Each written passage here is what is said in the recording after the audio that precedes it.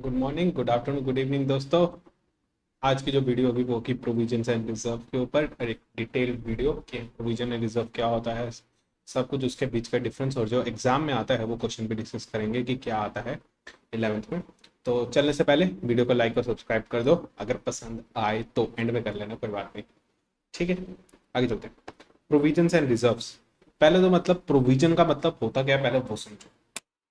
Second mic नहीं लगाया।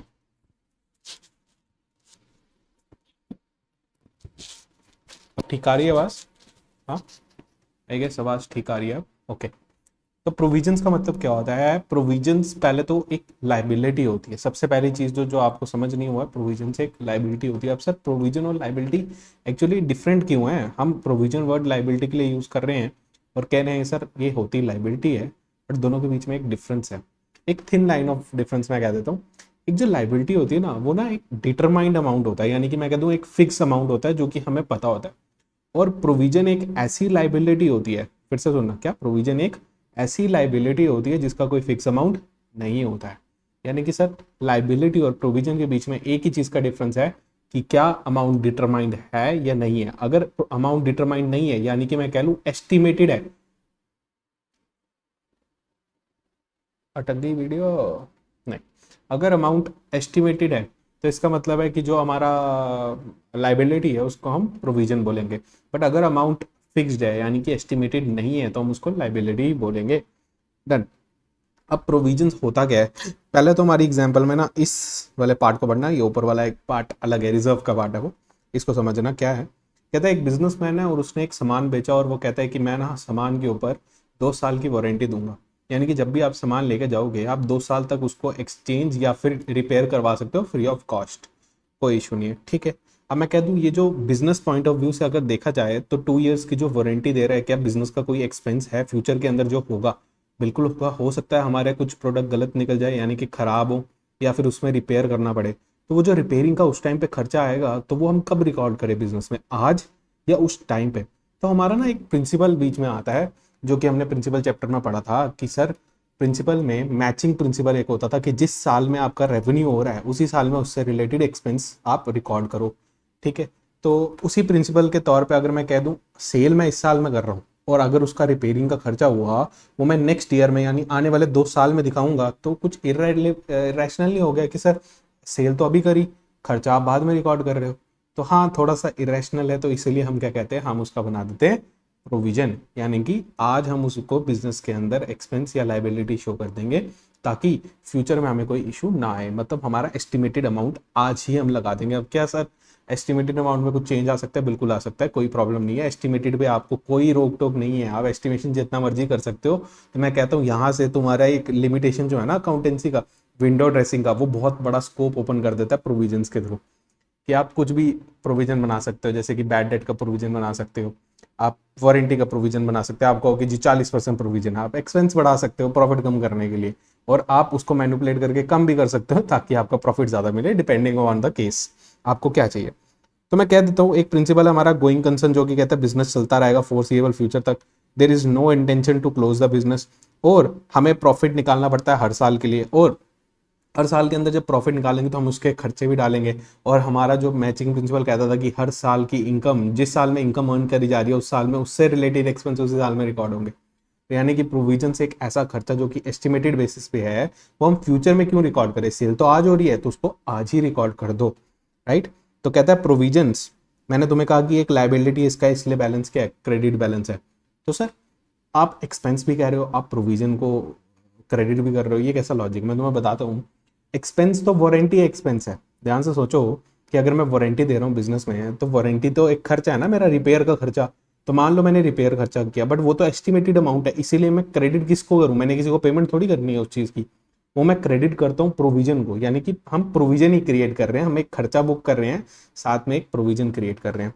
तो कहता है एक्सपेंसेस या फिर कोई लॉस है, कोई लाइबिलिटी है जिसको हम अकाउंट कर रहे हैं एस्टिमेटेड में। वर्ड फोकस क्या करना है, एस्टिमेटेड है ये। अगला, it is created by charging to PNL. एक बड़ा डिफरेंस ये है कि प्रोविजन लॉस के केस में भी बन सकता है, सिर्फ प्रॉफिट होना जरूरी नहीं है, यानी कि प्रोविजन लॉसेस के लिए भी बनाया जा सकता है।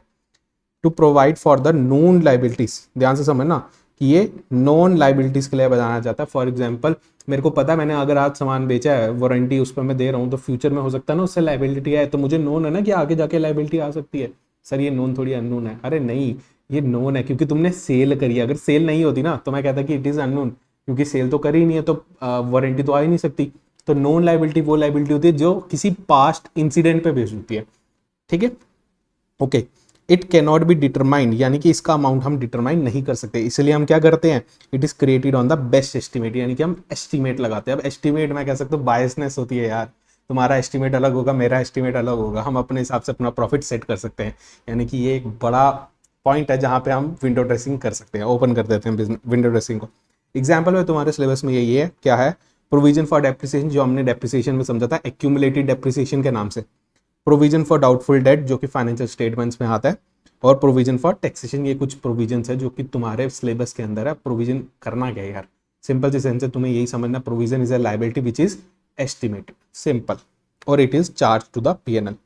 अच्छा, प्रोविजन और लायबिलिटी के बीच में क्या डिफरेंस होता है, मैंने तुम्हें बोला एस्टिमेशन का डिफरेंस है। लायबिलिटी नॉर्मल अमाउंट जो फिक्स अमाउंट है, फॉर एग्जांपल सैलरी किसी को पे करनी है, अरे तो सैलरी डिटरमाइन होगी ना सर, आपने कितने बंदे को देनी है, ऐसा थोड़ी कहेगा तू काम कर मैं तेरे को बताता हूँ तेरी सैलरी क्या होगी, एंड में डिस्कस करेंगे, ऐसा थोड़ी होता है। सैलरी तो पहले डिस्कस होगी। रेंट ले लेते हैं, क्या रेंट में ऐसा होता है कि लैंडलॉर्ड को पहले बोलते हैं कि हम जी पहले जगह के ऊपर 1 महीना काम करेंगे, 2 महीना काम करेंगे, उसके बाद बताएंगे रेंट कितना होना चाहिए।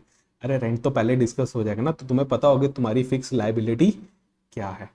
ओके, तो provision differ from liability as provision is a estimated amount whereas liability is a fixed amount, यानी कि डिटरमाइंड अमाउंट है। प्रोविजन रिक्वायर क्यों होता है, मैंने तुम्हें कहा ना, एक्रूअल एजम्पशन, हम मान के चलते हैं मैचिंग प्रिंसिपल के तौर पे कि भाई साहब आपका जिस साल में खर्चा होगा उसी साल में क्या करोगे, इनकम अर्न करोगे, सॉरी उल्टा बोल दिया, जिस साल में इनकम अर्न करोगे उस साल में उससे रिलेटेड एक्सपेंस आपको डालना पड़ेगा, यानी कि रिकॉर्ड करना पड़ेगा। तो इसीलिए इस प्रिंसिपल के तौर पे आपको ये करना पड़ेगा। और एक्रूअल एजम्पशन क्या कहता है कि हमारे जो बिजनेस के एक्सपेंसेस और लाइबिलिटी एक्सपेंसेस और इनकम्स है उसको जैसे वो हो रहे हैं उसी टाइम उसको रिकॉर्ड कर दो, यानी कि they are recorded on due basis not cash basis. जब एक्चुअली हो रहे तब नहीं रिकॉर्ड कर रहे, जब वो ड्यू हो गए तब रिकॉर्ड कर रहे। जैसे कि मैंने सेल कर ली तो कह सकता हूँ ना रिपेयर आने वाली है, कुछ ना कुछ तो 2% 4% कितना तो रिपेयर आएगा ही आएगा, इसलिए हमें प्रोविजन बनाना पड़ता है। Which means all liabilities and losses and expenses whether determined और not should be accounted in the books of account to determine correct profit and loss account. Correct profit and loss मतलब net profit निकालने के लिए। अगला importance क्या है इसकी भाई, सबसे पहले इंपॉर्टेंस जो है वो ये है कि जी करेक्ट प्रॉफिट एंड लॉस हमारा बिजनेस का तब पता चलता है जब हम प्रोविजंस वगैरह डालते हैं। यार ये कोई इंपॉर्टेंस नहीं है बट ठीक है, मैनिपुलेटेड लाइन्स है। बट मैं तुम्हें सही बोलूँ, अगर मैं प्रोविजन नहीं डालूंगा तो मेरे बिजनेस का प्रॉफिट कैसे पता चलेगा मुझे एग्जैक्टली क्यों, क्योंकि सर रिपेयर तो 2 साल बाद आएगी, बट वो खर्चा भी तो बिजनेस से रिलेटेड ही है ना। तो आज उसको दिखा के हम ये कर रहे हैं एक टाइप का एस्टिमेटेड अपना प्रॉफिट, थोड़ा सा कह दूं it is getting closer to the correct figure. जो एक्चुअल फिगर होगा हमारे बिजनेस का वो आज से तो 2 साल के बाद ही पता चलेगा। आज तो पता नहीं चलेगा कितने वारंटी के क्लेम आते हैं इस साल से रिलेटेड सेल के। मैं कह दूं हमें एक एस्टिमेटेड फिगर तो मिल रही है ना जो कि क्लोजर होगी अपनी करेक्ट फिगर के या फिर एक्चुअल फिगर के। तो कहता है to ascertain true and fair financial position, हमारे बिजनेस की फाइनेंशियल पोजीशन पता चलती है। करेक्ट। अगला प्रूडेंस, जो मैंने तुम्हें बताया कि प्रूडेंस क्या होता है, हमारा एंटीसिपेटेड लॉसेस को आज रिकॉर्ड करो और हमारे एंटीसिपेटेड इनकम को आज रिकॉर्ड मत करो। तो कह रहा हूँ ये एंटीसिपेटेड लॉस है क्योंकि फ्यूचर के अंदर अगर जब वारंटी मांगने आएगा तब मेरा खर्चा तो होने वाला है, तो उसको आज ही रिकॉर्ड कर दो। यानी कि काफी प्रिंसिपल को हिट करता है प्रोविजंस में, काफी प्रिंसिपल को हिट कर रहा है वो। उसके बाद रिजर्व, रिजर्व के लिए मैंने ऊपर एग्जाम्पल छोड़ी थी। क्या एग्जाम्पल थी कि सर एक बिजनेसमैन है उसको एक फैक्ट्री लगानी है। अब फैक्ट्री लगाने के लिए उसको काफ़ी पैसा चाहिए होगा। अब फैक्ट्री लगाने के लिए जो पैसा चाहिए वो कहाँ से लाएगा, प्रॉफिट से लाएगा या फिर अपना घर से लेकर आएगा। अब घर से बूटा तो लगा नहीं है, बूटा मतलब पौधा, पौधा पौधा तो लगा नहीं है, मनी प्लांट तोड़ लो और वहां से पैसा लगा दो बिजनेस के अंदर। तो एट दिन हमारे पास ऑप्शन क्या बचेगा कि बिजनेस में अर्न करो और फिर पैसा लगाओ। अब अर्न एक साल में तो हो नहीं जाएगा, तो हर साल क्या करना पड़ेगा, थोड़ा थोड़ा सेविंग करना पड़ेगा। उसको हम कहते हैं रिजर्व, यानी कि एक टाइप का मैं कह दूं अपने प्रॉफिट में से कुछ हिस्सा बाहर निकाल के रख दूंगा तो कहूंगा रिजर्व। क्या लॉस के केस में रिजर्व बन सकता है, जरा सोचो सर। आप बिजनेस छोड़ो, आप अपनी बात करो, आपको पापा ने पैसा दिया, आप उसको कहते हो सेविंग्स, ठीक है, वो आपका एक रिजर्व है। मान लो तुम्हारे रिजर्व नेगेटिव चल रहे हैं, यानी कि आपने पापा से उधारी लेके रखी हुई है, आपके पास खुद का पैसा जीरो है, आपने खर्चा करने के लिए भी उधारी ली हुई है, आपके पास अपना पैसा है ही नहीं, या आपका बिजनेस लॉस में चल रहा है। यानी कि आपको लॉस हो रहा है इस टाइम पे। तो आप मुझे बताओ उससे रिजर्व कैसे बनाओगे, सेविंग कैसे करोगे यार? आपका ऑलरेडी खर्चा ज़्यादा है, आपकी इनकम कम है, आप उसमें से रिजर्व कैसे बाहर निकाल सकते हो, आप सेविंग कैसे कर सकते हो? अरे पहले तो लॉस पूरा करोगे, फिर रिजर्व बनता है। प्रॉफिट होगा तो रिजर्व बनेगा। यानी कि मैं कह दूं it is appropriation of profit, it is not charge on PNL. यानी कि ये पीएनएल के ऊपर मैंडेटरी खर्चा नहीं है। चार्ज ऑन पीएनएल का मतलब लॉस के केस में भी आएगा, प्रॉफिट के केस में भी आएगा, बट एप्रोप्रिएशन तभी होता है जब प्रॉफिट आता है। मैं कई बार कहता हूँ एप्रोप्रिएशन का मतलब होता है बंटवारा करना, प्रॉफिट का बंटवारा करना। क्या लॉस का बंटवारा कोई चाहता है? नहीं, प्रॉफिट का बंटवारा होना चाहिए। तो कहता हूं कि अगर रिजर्व बनेगा इसका मतलब प्रॉफिट होना चाहिए, it is appropriation of profit. और जो हमारा प्रोविजन होता है इट इज चार्ज, यानी कि लॉस भी होगा प्रॉफिट भी होगा, डजेंट मैटर, आपको ये चार्ज करना ही करना है पीएनएल के अंदर, यानी कि माइनस करना ही करना है। ठीक है, तो फैक्ट्री बिल्डिंग बनाने के लिए मैं रिजर्व बनाता हूँ। तो अब रिजर्व होता क्या? रिजर्व का भी क्रेडिट बैलेंस होता है। क्या सर क्या बोल रहे हो आप? रिजर्व का क्रेडिट बैलेंस? सर ये हमारा एसेट नहीं है। अरे भाई साहब, तुम ना कंफ्यूज रहते हो कि सर हर चीज जो आ रही है वो हमारा एसेट है, ऐसा नहीं होता। रिजर्व ऐसा समझो कि एक ओनर का पैसा है जो कि सेट असाइड कर दिया फॉर बिजनेस पर्पस। मतलब बिजनेस में कोई भी चीज के लिए आप रिजर्व बना दो तो आप प्रॉफिट को सेट असाइड कर रहे हो। अरे प्रॉफिट का बैलेंस कौन सा होता है? इनकम का बैलेंस कौन सा होता है? क्रेडिट। तो अगर मैं कह दूं वो पैसे को आप अलग करके रख रहे हो, ओनर को वापस नहीं कर रहे हो, फिर भी क्या ये पैसा ओनर का ही है ना? एट द एंड ये पैसा ओनर का ही है। बिजनेस की तो लाइबिलिटी है कि ये पैसा ओनर को रिटर्न करना है। रिजर्व ध्यान से समझो, प्रॉफिट का एक ऐसा हिस्सा जो हमने फ्यूचर में किसी खर्चे के लिए रख दिया, फ्यूचर में कुछ लेने के लिए रख दिया, मतलब किसी पर्पस के लिए आपने अलग कर दिया प्रॉफिट का। क्या एक्चुअली वो खर्चा है अभी? कहोगे नहीं सर ये तो फ्यूचर में होने वाला है, मतलब मेरा कोई एसेट या कोई एक्सपेंडिचर करने के लिए फ्यूचर में वो अभी हमने करना है। बट क्या मैं कह दूं ये प्रॉफिट से ही तो बाहर निकाला, अगर प्रॉफिट नहीं होता तो नहीं निकालते। अब जब प्रॉफिट से निकाला तो ये ओनर का ही पैसा है, जब ये ओनर का तो बिजनेस की क्या हुई? Liability, simple. इसलिए रिजर्व का बैलेंस क्या होता है? क्रेडिट। और प्रोविजन का बैलेंस भी क्रेडिट होता है, बट फर्क ये है प्रोविजन ओनर के लिए नहीं बन रहा है, प्रोविजन किसी बिजनेस की लाइबिलिटी के लिए बन रहा है। और जो हमारा रिजर्व है वो ओनर का ही पैसा अलग करके हम रख रहे हैं, यानी कि उसको कैपिटल में नहीं शो कर रहे, उसको अलग सा एक हेड बना रहे हैं रिजर्व, कि कल को कहीं जरूरत पड़ेगी तो उसको खर्च कर लेंगे। अब उसको कहते हैं जनरल रिजर्व, जो किसी भी पर्पस के लिए बन रहा है। कुछ स्पेसिफिक रिजर्व भी होते हैं, आगे जाके कंसेप्ट आएगा। कहता है रिजर्व कोई सेट असाइड करा हमने प्रॉफिट का, सेट असाइड का मतलब अलग से रखा है, अगर प्रॉफिट होगा तो रखेंगे अदरवाइज नहीं रखेंगे, इसलिए इसको कहते हैं एप्रोप्रिएशन ऑफ प्रॉफिट। कहता है प्रॉफिट को हम रख सकते हैं स्पेसिफिक पर्पस के लिए, कोई स्पेशल पर्पस है, मशीन लेनी है जी, बिल्डिंग बनानी है, उससे के लिए एक्स्ट्रा कर सकते हो। कुछ जर्नल पर्पस भी होता है। जनरल पर्पस क्या होता है? किस चीज के लिए जनरल पर्पस होता है? जनरल पर्पस में कह दूं फाइनेंशियल्स को अच्छा करने के लिए, लोगों को दिखाने के लिए कि यार हम बड़े अमीर हैं, बैंक के सामने अच्छी या इन्वेस्टर के सामने अच्छी इमेज बनाने के लिए हम जनरल रिजर्व बना के रखते हैं। ठीक है, उससे हमारी बिजनेस का फाइनेंशियल पोजीशन अच्छा दिखता है, यानी कि बैलेंस शीट अच्छा दिखता है कि भाई इसके पास सरप्लस पैसा पड़ा हुआ है, कोविड में हम सर्वाइव कर सकते हैं, ऐसा दिखता है। ठीक है, एप्रोप्रिएशन ऑफ प्रॉफिट है, ये तो बता दिया। और ये किसके लिए बनता है? Non liabilities and unknown contingencies, यानी कि ये लाइबिलिटी आपकी फ्यूचर में हो भी सकती है और नहीं भी हो सकती है, डजेंट मैटर। यानी कि मान लो सर मैंने एक प्रोडक्ट बनाया, मुझे लगता है फ्यूचर में कोई ना कोई मुझ पे इस पे केस कर सकता है कि सर ये आपका प्रोडक्ट ना डुप्लीकेट है, हमारा ओरिजिनल प्रोडक्ट है, मुझे ऐसा लगता है, तो मैं उसके लिए रिजर्व बना सकता हूँ। बिल्कुल। क्या मैं प्रोविजन बना सकता हूँ? क्या तुम्हारी वो नॉन लाइबिलिटी है? तुमने सच में किसी को चोरी करी है क्या? अपना ये जो पेटेंटेड प्रोडक्ट तुमने बनाया है ये सच में कोई चोरी करा है? तुम कहोगे सर हमने तो खुद का बनाया है, बट हमें डाउट तो है, थोड़ा बेनिफिट ऑफ डाउट तो है ही है इसमें। तो मैं कहता हूँ उसमें प्रोविजन नहीं बनेगा, क्योंकि ये नॉन लाइबिलिटी नहीं है, ये अननोन है, इसके लिए रिजर्व बनेगा। ठीक है, फॉर एग्जाम्पल कोर्ट केस, अगर तुम्हारा कोर्ट केस तुम जीतने वाले हो तो उसके लिए तुम बनाओगे प्रोविजन, सॉरी हारने वाले हो तो उसके लिए तुम बनाओगे प्रोविजन, क्योंकि तुम्हें पता है कि तुम हारने वाले हो। बट कोई की कोर्ट केस तुम्हारे ऊपर हुआ ही नहीं तो उसके लिए क्या बनाओगे? रिजर्व, कि सर हमने बना के रख दिया रिजर्व, कल को कोई कोर्ट केस होता तो उसमें हम ये खर्चा कर लेंगे। डन। कुछ रिजर्व्स के नाम थे, जनरल रिजर्व किसी भी जनरल पर्पस के लिए, वर्कमैन कंपनसेशन रिजर्व, जो वर्कमैन हमारे लेबर वगैरह बोलते हैं ना कि हमारी सैलरी बढ़ाओ, उसके लिए हमने कुछ रिजर्व बना के रखा हुआ है, वो हो गया। या फिर मान लो वर्कमैन को किसी भी चीज़ के लिए कंपनसेट करने के लिए, जैसे मान लो इन्फ्लेशन होती है तो पास्ट ईयर से हमें सैलरी बढ़ानी पड़ती है या वेजेस बढ़ानी पड़ती है, उसके लिए आपने रिजर्व बना के रखा है। या कोई फैमिली मेंबर्स को कुछ पे करने के लिए, अगर कोई ऐसी कोई घटना हो जाती है, जैसे मान लो डेथ हो जाते हैं, कुछ हो जाता है, इंसिडेंट हो जाता है जिस कारण से वर्कर्स को पे करना पड़ता है। इन्वेस्टमेंट फ्लक्चुएशन रिजर्व, इन्वेस्टमेंट्स की अगर हमारी फ्लक्चुएट कर रहे हैं अमाउंट तो हम उसके लिए रिजर्व बनाते हैं कि कल को हमारी इन्वेस्टमेंट नीचे आ जाए तो हम क्या करेंगे, तो उसके लिए हम फंड बनाते हैं कि हम और इन्वेस्टमेंट कर देंगे। आगे ये एक इंपॉर्टेंट पॉइंट है, क्या है कि सर रिजर्व फंड और रिजर्व के अंदर डिफरेंस क्या होता है, ध्यान से समझना। रिजर्व फंड और रिजर्व के अंदर डिफरेंस क्या होता है, मैंने तुम्हें कहा रिजर्व का बैलेंस क्या होता है, क्रेडिट बैलेंस, यानी कि एक लाइबिलिटी है वो जो मैंने बना के रख दी अपने प्रॉफिट से साइड करके। बट मैं कह दूं कि ये तो रिजर्व एक लाइबिलिटी है, बट ये किसी ना किसी फॉर्म में पड़ा होगा। फॉर्म मतलब सर बैलेंस शीट के ना दो साइड होते हैं, एक होता है एसेट साइड, एक होता है लाइबिलिटी साइड। ध्यान से समझना, मैं हमेशा कहता हूँ लाइबिलिटी साइड होती है sources of finance. Sources of finance का मतलब जहां से पैसा आता है, और जो एसेट साइड होती है उसको मैं बोलता हूँ एप्लीकेशन ऑफ फाइनेंस, यानी कि जहां पे पैसा लगता है। अब ध्यान से समझना, सोर्सेस ऑफ फाइनेंस का मतलब सर पैसा कहां से आएगा, मैं कहता हूं सर ओनर लगाएगा तो कैपिटल, ओनर का पैसा हमने प्रॉफिट से अलग करके रख दिया रिजर्व। दूसरा सर लोन लिया होगा बैंक से तो लोन आ गया। फोर्थ सर ट्रेड क्रेडिटर से आपने उधारी ली होगी, उधारी पे सामान लिया होगा तो वो आ गया। यानी कि यहाँ यहाँ से आपका पैसा आया है। लगा कहाँ होगा कि सर ये पैसा तो कैश में पड़ा हो सकता है हमारे पास, दिस इज एसेट। सर हमने प्लांट एंड मशीनरी में लगाया है या फिर बिल्डिंग में लगाया है, सर हमने स्टॉक में लगा के रखा है, हमारे डेटर्स के पास सामान पड़ा हमने उनसे पैसा लेना है, तो कह दूं पैसा लाइबिलिटी साइड से आता है और एसेट साइड पर लग जाता है।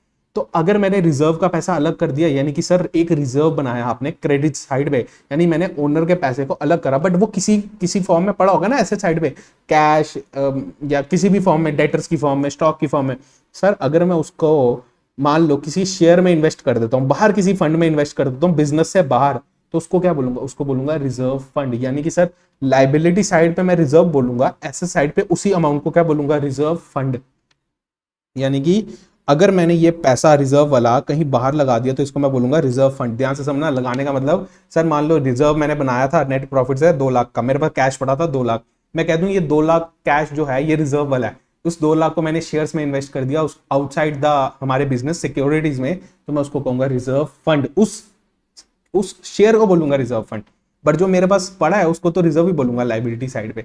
सिंपल सेंस में सोर्स ऑफ फाइनेंस और application of finance, source of finance को बोलते हैं रिजर्व, और अगर ये पैसा कहीं लग रहा है, अप्लाई हो रहा है, एप्लीकेशन हो रहा है, उस एप्लीकेशन को बोलते हैं हम रिजर्व फंड। डन, आगे चलते हैं। इंपॉर्टेंस क्या है भाई, रिजर्व की इंपॉर्टेंस क्या होगी, बिजनेस को एक्सपैंड करना है, बिजनेस की फाइनेंशियल पोजीशन इंप्रूव करनी है, लोन रीपे करना है फ्यूचर में। सर मैंने कहा ना नॉन लाइबिलिटीज के लिए भी होता है, मतलब जो हमें लाइबिलिटीज पता है उसके लिए भी बनाते हैं हम रिजर्व, बिल्कुल बनाते हैं। अगले साल तुम्हारे में आएगा डीआरआर, डिबेंचर रिडम्पशन रिजर्व, तो पढ़ोगे 12th में। अगला आ गया meeting legal requirements, legal requirements में भी आता है डीआरआर, क्योंकि कंपनीज एक्ट बोलता है आपको डीआरआर बनाना है। मीटिंग अनफोर कंटिजेंसी, जो मैंने तुम्हें बोला बिजनेस को स्ट्रेंथ करते हैं, अगर कल को कोई ऐसी घटना आ जाती है जैसे कोविड आ गया, कोई कोई भी चीज हो जाती है, ऐसी कोई घटना होती है जिससे बिजनेस को लॉस हो सकता है, उसमें हम सर्वाइव कर पाए, इसलिए हम क्या बनाते हैं, रिजर्व्स बनाते हैं। प्रोविजंस एंड रिजर्व का ये जो क्या बोलते हैं डिफरेंस है वो मैंने यहाँ पे लिखा हुआ है, जो कि इंपॉर्टेंट है, ऊपर से ही लिखा है यार। रिजर्व सिंपल सेंस में ये अप्रोप्रिएशन और प्रॉफिट होते हैं। दूसरा जो हमारी प्रोविजंस होती है they are charge to PNL. जो प्रोविजन होता है वो एस्टिमेटेड लाइबिलिटी होती है, जो रिजर्व होता है वो प्रॉफिट का सेट साइड किया हुआ होता है। एग्जाम्पल लिख दो एक एक, तो हो गया पॉइंट, तीन तीन डन। एक होता है कैपिटल रिजर्व, एक होता है रेवेन्यू रिजर्व। इन दोनों में क्या होता है सर, नाम से पता चल रहा है, ऐसा रिजर्व जो बार बार बनता है, या फिर कह लो रेवेन्यू इनकम से बनता है, यानी कि ऑपरेटिंग प्रॉफिट से, या कह लो मैं business day to day business से अगर मैं कोई रिजर्व बनाता हूं उसको मैं बोलूंगा रेवेन्यू रिजर्व। अगर मैं डे टू डे बिजनेस के अलावा किसी प्रॉफिट से रिजर्व बनाता हूं, फॉर एग्जांपल सर मैंने ना मशीन बेची, उससे पैसा लगा दिया मैंने, या लैंड बेची, जो मैंने कैपिटल रिसीट करी उससे जो मैं बनाऊंगा उसको कैपिटल रिजर्व बोलूंगा, और जो मेरी रेवेन्यू रिसीट होगी उससे जो बनाऊंगा उसको रेवेन्यू रिजर्व बोलूंगा। बहुत सिंपल सी डेफिनेशन है। कहता है it is created out of capital receipt, it is created out of revenue receipt या फिर रेवेन्यू प्रॉफिट, यानी कि डे टू डे बिजनेस। कहता है it can be use for distribution of dividend. अरे जो तुमने बिजनेस से प्रॉफिट कमाया, क्या वो बांट सकते हो आप अपने ओनर्स को, बिल्कुल बांट सकते हो। डिविडेंड का मतलब है प्रॉफिट को शेयर करना, यानी कि अपने जो भी ओनर्स है ना उनको पैसा बांटना। कंपनीज के अंदर होता है जनरली, ये प्रोप्राइटरी के अंदर नहीं होता है। ओके, जो हमारा कैपिटल रिजर्व होता है ना, जो कैपिटल रिजर्व एसेट बेच के जो पैसा आता है उसमें ना कुछ रिस्ट्रिक्शंस होती है, आप उसको ऐसे नहीं बांट सकते, यानी कि कैपिटल रिजर्व को आप ऐसे नहीं बांट सकते। There are some terms and condition, अगर आप उसको फॉलो कर रहे हो तो आप इजीली उसको बांट सकते हो, मतलब डिविडेंड दे सकते हो। It can be use for distribution but one has to satisfy some condition. Example क्या हमारे क्या बोलते हैं रेवेन्यू रिजर्व की, जो जर्नल रिजर्व बनाते हैं, इन्वेस्टमेंट फ्लक्चुएशन रिजर्व, कोई भी स्पेसिफिक रिजर्व जो बनाते हैं हम प्रॉफिट्स के थ्रू, रेवेन्यू प्रॉफिट्स के थ्रू, उनको हम बोलते हैं रेवेन्यू रिजर्व। अगर मैं प्रॉफिट कमा रहा हूँ फिक्स एसेट को बेच के, या फिर फिक्स एसेट का रिवैल्यूएशन करके, या शेयर फोर फीचर करके, अगले साल आएगा ये कैपिटल रिडम्पशन रिजर्व बनाकर, तो उन सबको हम बोलते हैं कैपिटल रिजर्व। कुछ नहीं करना है तुमको, ये याद करना है। डन। अगला आ गया सीक्रेट रिजर्व। भाई साहब सीक्रेट रिजर्व का मतलब क्या हुआ सर? कोई ऐसा रिजर्व जो कि हिडन है सर, सीक्रेट है। अब क्या होता है सर, यहाँ पे जो डेफिनेशन लिखी है, अगर तुम्हें मैं ऐसा पढ़ा दूं तुम्हारे मन में 100 डाउट आए। जैसे कि यहाँ पे डेफिनेशन क्या लिखी है, it is a reserve the existence of the amount which is not disclose, यानी कि एक ऐसा रिजर्व जो हमने डिस्क्लोज नहीं करा, यानी हिडन है। बिल्कुल ठीक है सर, सही बोल रहे हो आप। हिडन रिजर्व मतलब जो छुपा हुआ है, छुपा के रखा हुआ है, छुपा के रखना। चलो आगे कहता है, it can be said that it is surplus of asset over liabilities. क्या कह रहा है सर? ये कह रहा है एसेट ज्यादा है लाइबिलिटी से। अब तुम बोलोगे सर एसेट कब होता है लाइबिलिटी से ज्यादा? Asset is equal to liability plus capital, ये तो आपने पढ़ाया था। और आपने कहा था capital is a liability also. Capital जो है वो ओनर को एक लाइबिलिटी ही है, बिजनेस ने पैसा तो वापस करना ही है ओनर को, यानी capital is at the end liability. तो यहाँ पे तो asset is equal to liability की जगह ये कह रहे हैं एसेट ज्यादा लाइबिलिटी से। ऐसा तो हो ही नहीं सकता, आप गलत अकाउंट्स पढ़ा रहे हो। अरे भाई साहब ध्यान से समझो, asset is equal to liability ही होता है। बट कुछ हो सकता है ना ऐसा, जो एसेट हमने कॉस्ट पे दिखाया हो उसको आज वैल्यू नहीं कर रहे हम। मान लो मैंने लैंड ली थी 2000 सन 2000 में, या 1990 में ली थी, सन 1990, ठीक है। मैंने जो लैंड ली थी वो ली थी 10,000 की। आज उसकी वैल्यू 10 करोड़ है, बट मैं अभी भी बैलेंस शीट पे उसको 10,000 का ही दिखा रहा हूँ। तो मैं कह सकता हूँ उसकी एक्चुअल वैल्यू तो बहुत ज्यादा है, मार्केट वैल्यू, बट हमने किताबों में रिकॉर्ड 10,000 से ही करी है। तो कल को मेरी जो लाइबिलिटी होगी वो कितनी होगी? 10,000 ही होगी, क्योंकि सर हमारे टैली होना चाहिए। अब लाइबिलिटी तो चेंज होगी नहीं, क्योंकि वो तो बढ़ती नहीं है, वो तो वही रहेगी, बट एसेट की वैल्यू बढ़ रही है। तो मैं कह सकता हूँ कल को जब मैं एसेट बेचूंगा मुझे तो आएगा 10 करोड़, लाइबिलिटी कितनी? 10,000 की। सर जब आप इन दोनों को माइनस करोगे तो आपके पास सरप्लस एसेट बच रहा है, इसी को बोलते हैं हिडन रिजर्व। यानी कि एक ऐसा रिजर्व जो कि आपने बैलेंस शीट में छुपा के रखा है, और ये जनरली ऐसे ही क्रिएट होता है जब आपका एसेट का एक्चुअल वैल्यू ज्यादा होता है, आप उसको कम दिखा रहे हो, या लाइबिलिटीज एक्चुअल में कम होती है आप उसको ज्यादा दिखा दो। सर ये क्या बोल रहे हो आप? मैं कह रहा हूं अगर मान लो तुमने लोगों को पैसा सिर्फ 2 लाख देना है, यानी liability is for 2 lakh, but तुम किताब में लिख रहे हो तुमने 4 लाख देना है, तो भाई साहब आप अपनी लाइबिलिटीज को क्या कर रहे हो? ओवर स्टेट कर रहे हो। आप दिखा रहे हो कि मेरी देनदारी ज्यादा है, बट एक्चुअली जब तुम उनको रीपे करोगे तुम्हारे तो हाथ से सिर्फ 2 लाख ही जाएगा। मतलब वो जो एक्स्ट्रा 2 लाख बचा वो क्या कर सकते हो तुम? वो तुम यूज कर सकते हो अपने पर्सनल पर्पज के लिए। तो it is kind of hidden reserve. तो ठीक है सर, एक ऐसा रिजर्व जो कि एग्जिस्टेंस में है but which is not disclose, यानी कि it is called hidden reserve.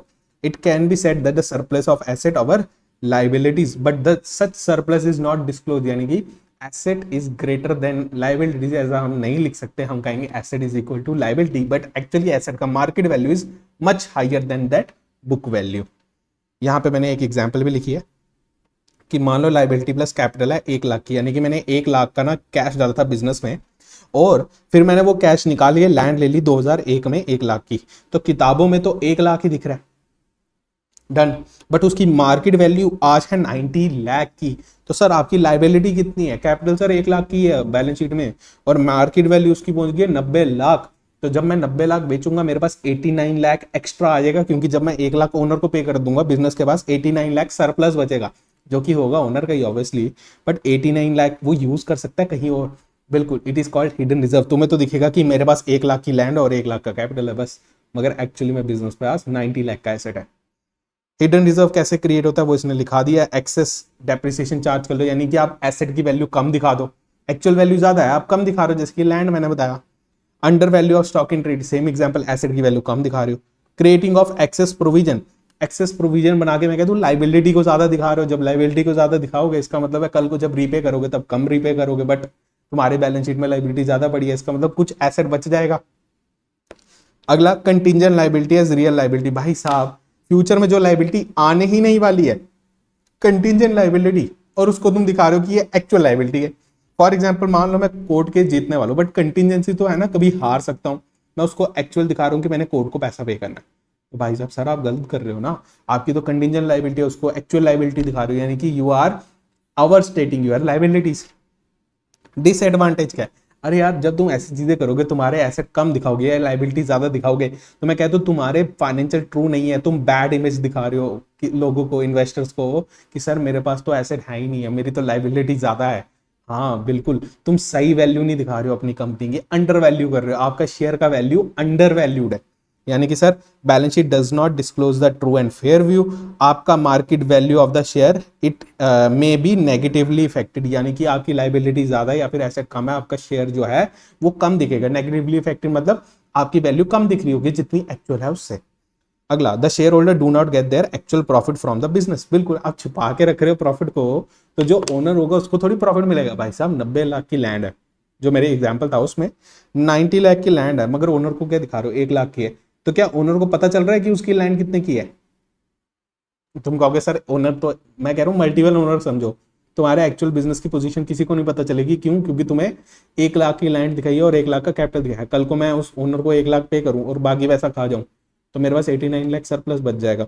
तो वही कह रहा है कि वो कि शेयर होल्डर को एक्चुअल पोजीशन नहीं पता। अरे मैं सिंपल सेंस में बोलूँ, ये actually company point of view से बोला है कि आप कभी रिलायंस का शेयर लेकर रिलायंस की बैलेंस शीट में दिखाते हो कि आपके पास कितने शेयर पड़े हैं, तो बस वही सेम पोजीशन यहाँ पे होती है।